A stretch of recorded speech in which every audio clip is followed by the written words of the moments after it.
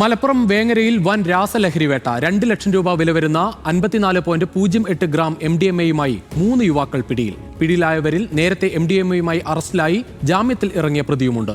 രാസലഹരി വിൽപ്പന നടത്തി ലഭിച്ച പണവും പ്രതികളിൽ നിന്ന് ജില്ലാ ആന്റി നാർക്കോട്ടിക് സെൽ കണ്ടെടുത്തു.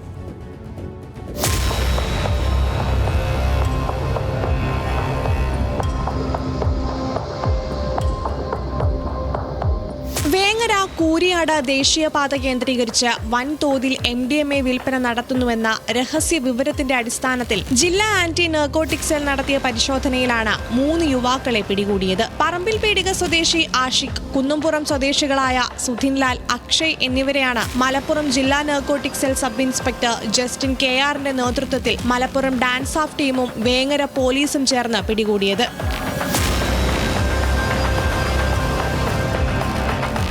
ദേശീയപാതയിലെ കൂരിയാട് അണ്ടർ പാസേജിൽ നിന്നാണ് ഇവരെ പിടികൂടുന്നത്. പ്രതികളിൽ നിന്നും MDMA വിൽപ്പന നടത്തി ലഭിച്ച 1,05,000 രൂപ കണ്ടെടുത്തു. MDMA വിൽപ്പന നടത്തുന്നതിനായി ഉപയോഗിച്ച കാറും പിടികൂടി. 2021 കോഴിക്കോട് കസബ പോലീസ് ആഷിഖിനെ MDMA-യുമായി പിടികൂടിയിരുന്നു. ഈ കേസിൽ ജാമ്യത്തിലിറങ്ങിയാണ് വീണ്ടും MDMA വിൽപ്പനയിൽ ആഷിഖ് പിടിയിലായത്. പ്രതികൾക്ക് MDMA എത്തിച്ചു നൽകിയവരെ കുറിച്ച് പോലീസിന് വ്യക്തമായ സൂചന ലഭിച്ചിട്ടുണ്ട്. Malappuram DYSP KM Biju, narcotic cell DYSP CB, Vengara police inspector Rajendran Nair, SI-മാരായ സ്മിത, ബിന്ദു സെബാസ്റ്റ്യൻ തുടങ്ങിയവരുൾപ്പെട്ട സംഘമാണ് പ്രതികളെ പിടികൂടിയത്.